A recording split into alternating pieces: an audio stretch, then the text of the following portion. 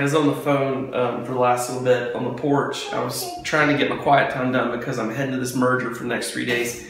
Got a call from Pastor Jose, who's a good friend. He was with me at Tapestry and one of our pastoral team members, and he's been pastoring probably longer than I have, I think. Very good man of God.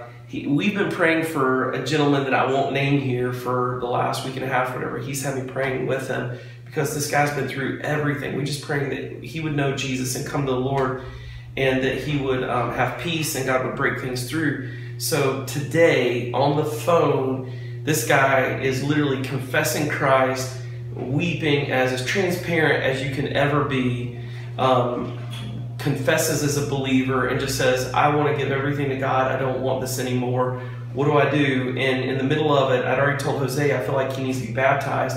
Not because baptism is a salvation thing, it's not tied together, but baptism is that first act of obedience, and whenever you go through it, the old man dies and it breaks stuff. All of that old life is broken. It's a finality. And this guy is in the middle of spiritual, mental, emotional, and even physical attack on his life through everything you can imagine, from finances to family to death to even his dog. I mean, it's tough.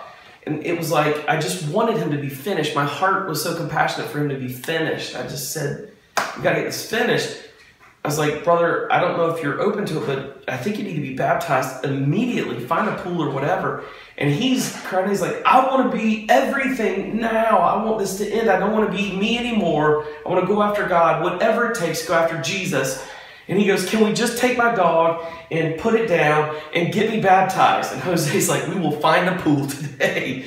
And it was like this amazing thing, you know, where he went from totally being alone to totally knowing that he has brothers, and the kingdom came around him, and just an awareness of God. And I'm believing as he goes through this baptism here in the next little bit, that this salvation and baptism in this kind of encapsulated moment, and through the obedience of Jose Padilla doing this, God bless him, there'll be this finality to his situation and a breaking from all of the wrappings of the world that's held him back. So God give him freedom. Come on, salvation. It's awesome.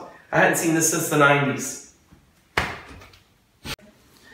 I need to clarify one thing I said. I have seen tons of salvations, you know, especially like in Kenya where we saw, you know, thousands come to know Jesus or whatever. That's not what we're talking about here. I haven't seen the immediacy of the kingdom where someone feels so pressured when they're accepting Jesus that they want to do whatever it takes, be baptized at that moment. They'll, you know, that I want Jesus right now, whatever it takes, I'll give him everything I am. That desperation, I haven't seen that kind of desperation in someone coming to the Lord in decades here in America. And so I just talked about that kind of thing on Sunday in my sermon. We could put a link in the description here, but this is cool. It's not cool he's going through, It's cool that he has that an awareness and revelation of God being the one who can answer and change, and everything can come into alignment in the kingdom. It doesn't mean everything gets better, but it does mean that the peace comes and you can survive. So it's pretty cool.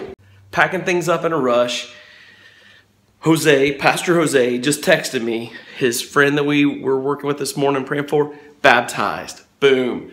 So anyways, I'm going to try to get him to send me a selfie.